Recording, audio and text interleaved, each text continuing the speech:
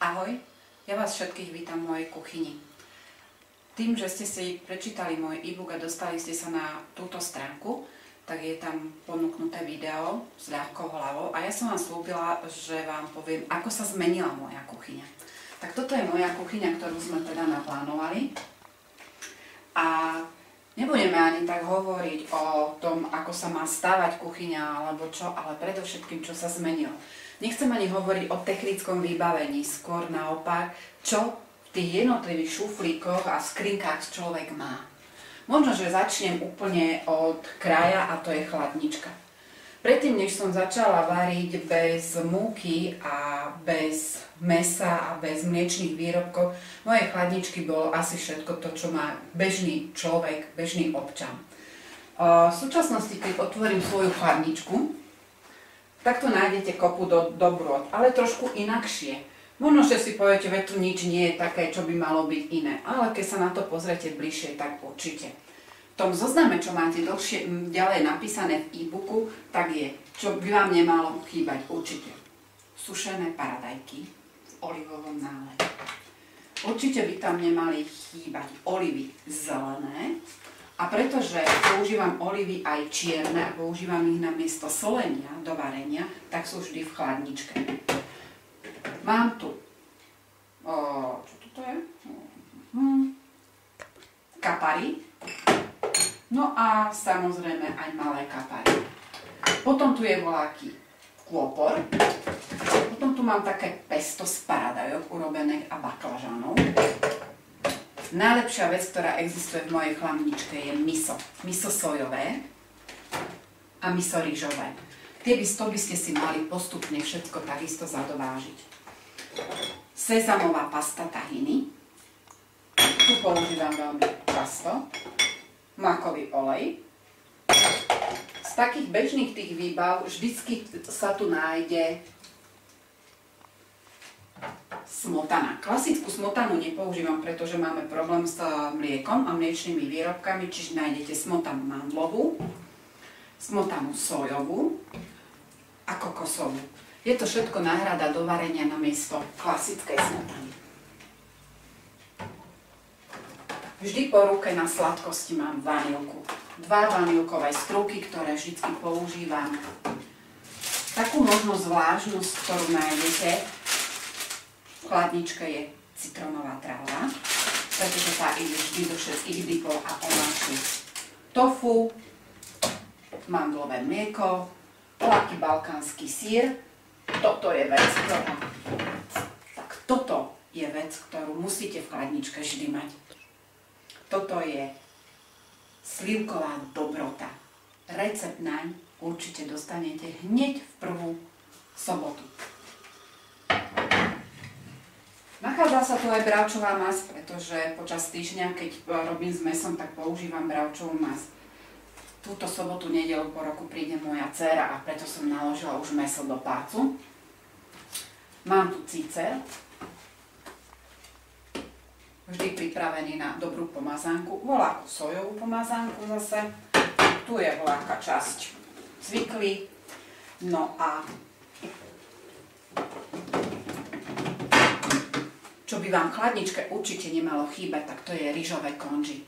Recept takisto nájdete buď na našej stránke Výživa podľa 5 elementov, alebo ho budete mať aj na raňajky teraz. No a ostatné tvorí väčšinou šuflík so zeleninou a ovocím, ktorý je vždycky podľa sezónny. Mám tam aj niečo teda letné, šalát, ale ostatné, pretože už sme v dreve, tak sú tu už aj pomaranče, citróny a voľaké to pomelo. Čiže prvý máme za sebou. Sme v druhej skrinke. Táto skrinka je o koreninách a o sladkosti. Klasický cukor využívam veľmi málo.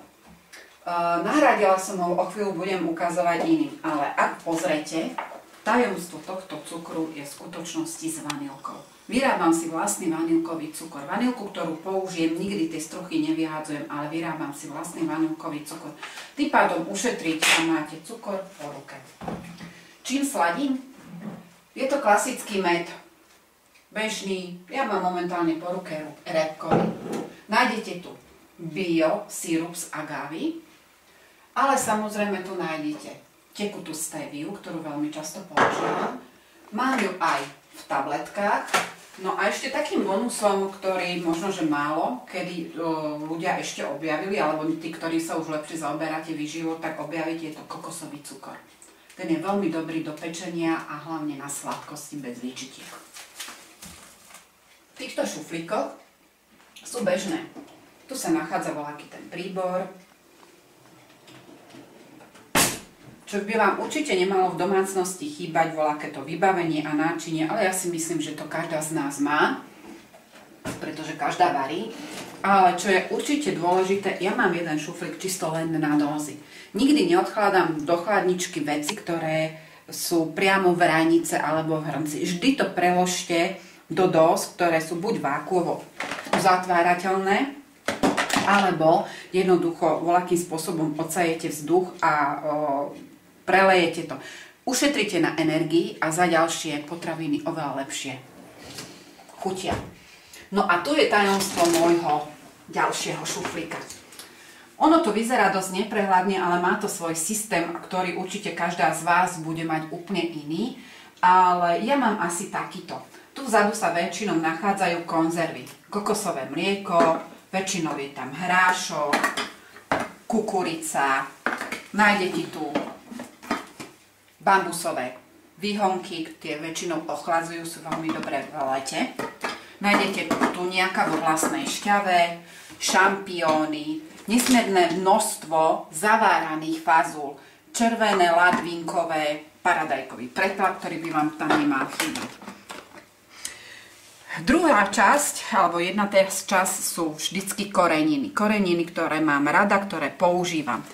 Veľmi rada si kupujem koreniny, ktoré sú čisté, alebo poprípade aj miešané, ale radšej robím s čistými. No a pokiaľ cestujem niekde do zahraničia, tak nikdy neobídem bez toho, aby som si nekúpila domácu špecialitu, alebo ich vlastné koreniny, ktoré sú fantastické, oveľa lepšie chutia. A vtedy, ak potrebujete niečo urobiť, tak vám to dodá. Toto je momentálne korenie na zeleninu a na baklažan. Doniesla som si ho z Turecka. Kardamom. O chvíľu sa naučíte aj s ním robiť, je veľmi dobrý. Mám tu ďalšie biele korenie, to som si takisto doniesla z Turecka. Úplne inakšie vonia a je iný energie, plný slniečka. Bobkový list, ten som si takisto doniesla z Turecka, pretože má inú vôňu ako naše, ale svoj si väčšinou dopestujem. Tíniové oriešky, tie budete používať teraz hneď na jar do pesta. Či už budete robiť medvedici snak alebo bazálkové pesto. Oregano. No. 2 sezamy.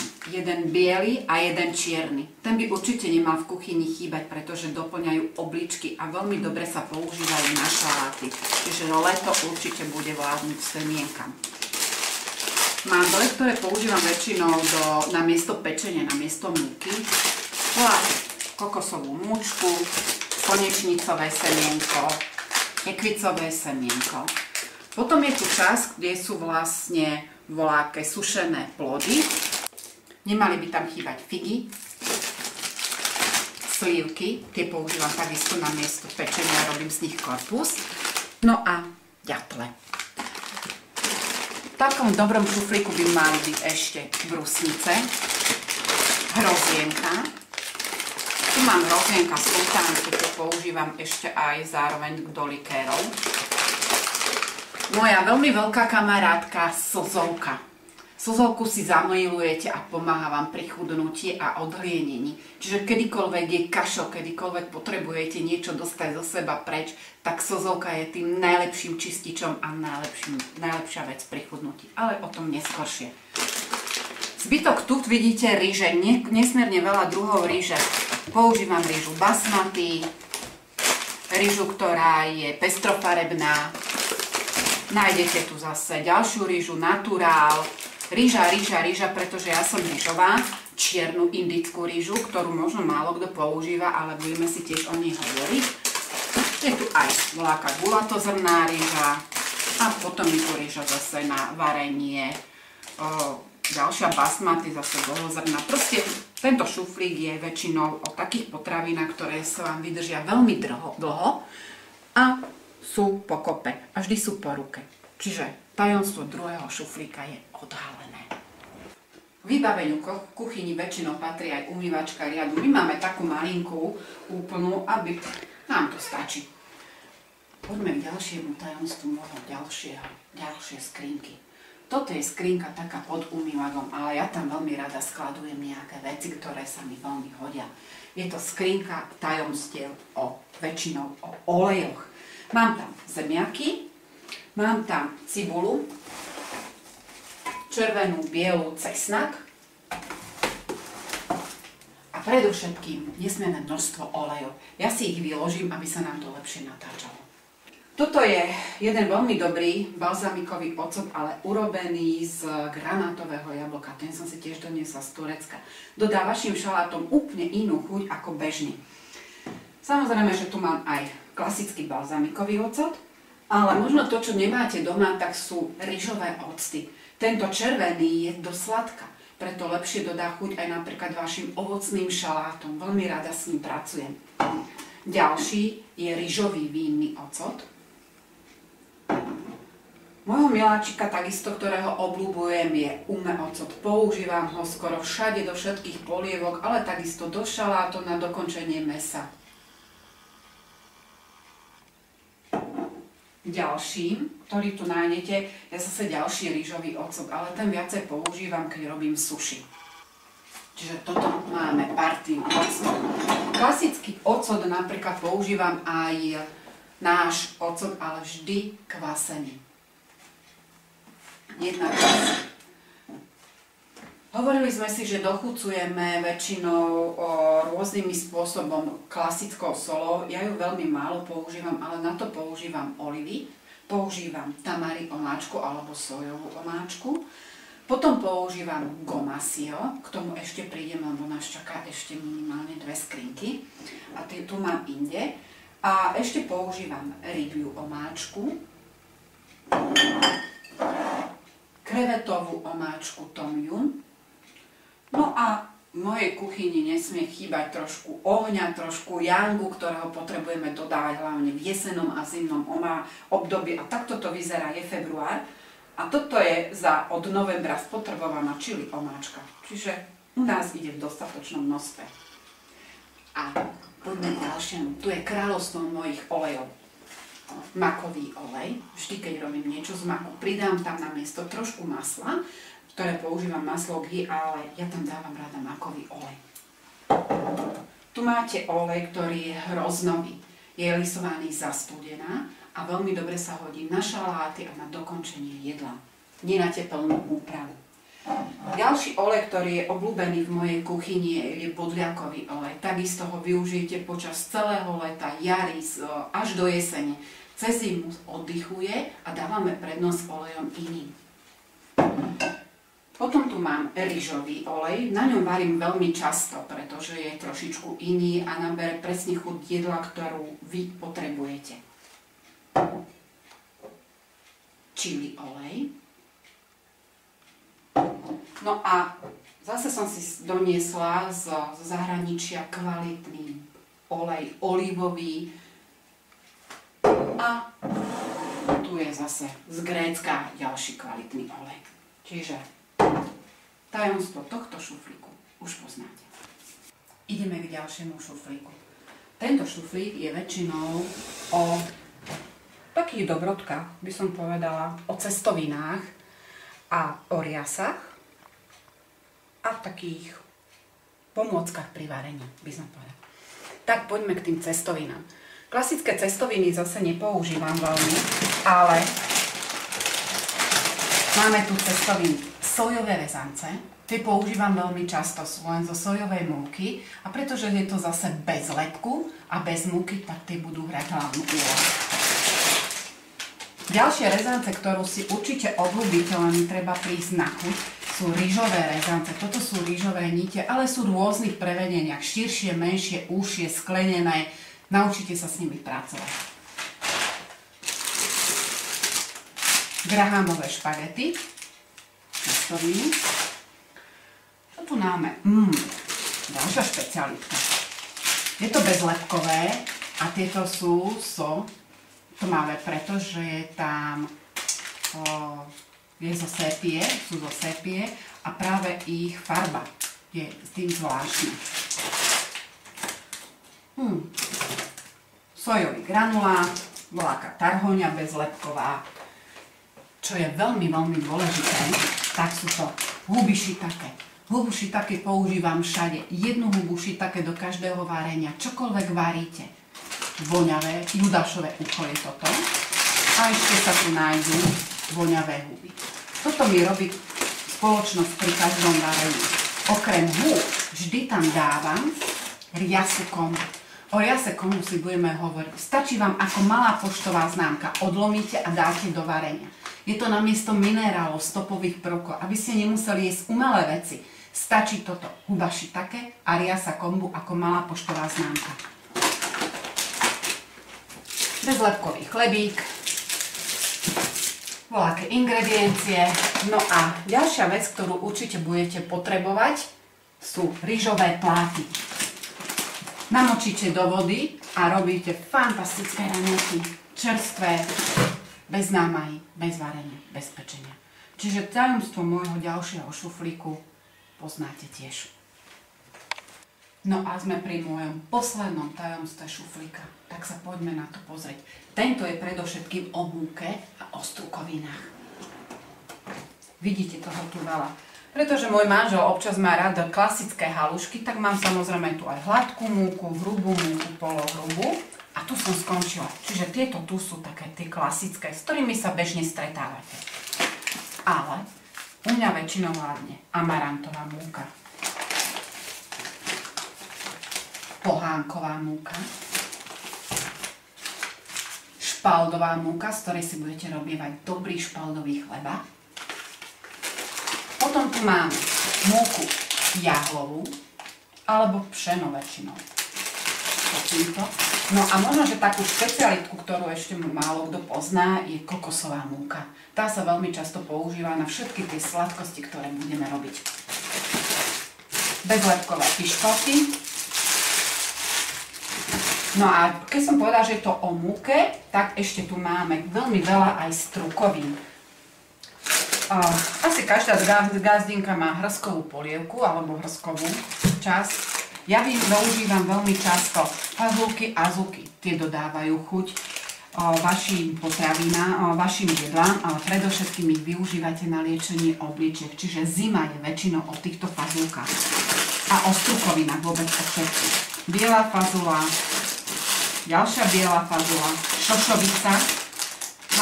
Oranžovú som už jedla, musím povedať, ale možno s tým, čo sa menej ešte stretávate, je čierna soja. Nie, nezjedla. Ešte je tu ďalšia šošovica, ďalšie fazulky a azuky. No, potom je tu celý rad rôznych obilovín, dá sa povedať, ale vločiek. Máte osené vločky, špaldové vločky, pohánkové vločky.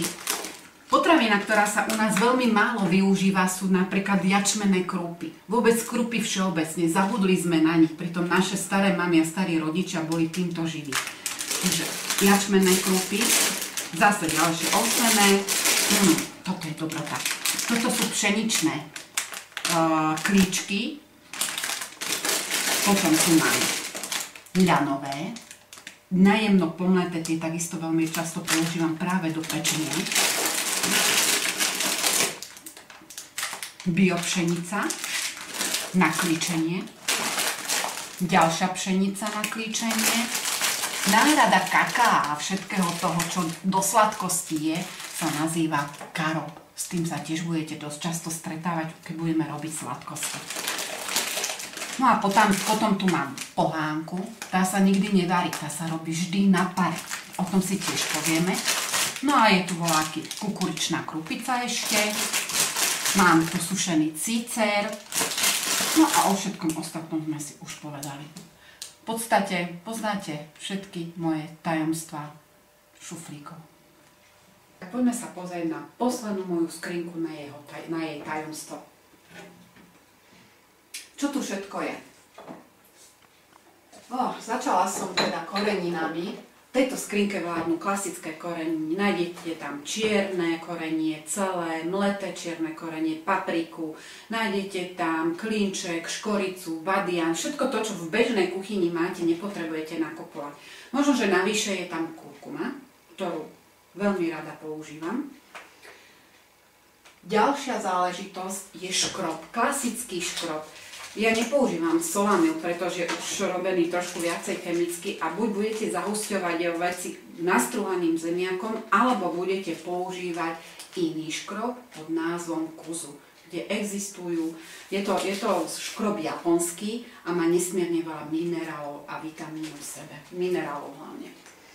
Potom tu mám na solení himalajskú sol. Väčšinou tie šaláty rada dochucujem gomasiom. A buď si budete robiť gomasio práve z bieleho alebo z čierneho sezamu, alebo môžete využívať aj dyňové semienka, ktoré sú oveľa lacnejšie, čiže ďalšie na dosálanie. Zo zahraničia som si zase doniesla ďalšiu koreninu, ktorú veľmi rada používam, a to je šafrán. Kajanské korenie. No a potom mám tu ešte veľkú rínsku rastu, načínu korene 5 chutí a vôni. Korenie, ktoré možno, že nepoužívate, je sečuánske korenie, oveľa aromatickejšie, oveľa lepšie. No a potom v tejto skrinke sa nájdú všetky bežné korenia. Toto sú klasické, tu mám také voňavé a na vrchu sú moje kuchárske knihy, ktoré občas potrebujem, keď niečo tvorím. Ja si myslím, že tajomstvo mojej kuchyni ste konečne poznali a bolo odhalené. Netreba sa báť to všetko, čo som vám povedala, že Ježiš, teraz potrebujem nakúpiť nesmierne množstvo, aby som mohla váriť jeden deň s ľahkou hlavou. Nie, práve naopak. Budeme pokupovať postupne, pomaly a vždy vo štvrtok dostanete do svojho zoznamu aj nákupný zoznam, čo na tú sobotu budete potrebovať.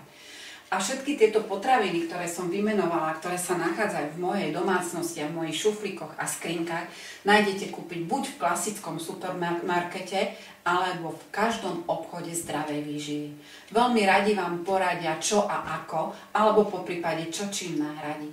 Netreba investovať hneď zo začiatku. Kupujte pomaly, postupne, koštujte, várte, improvizujte. Jednoducho, buďte stále s nami.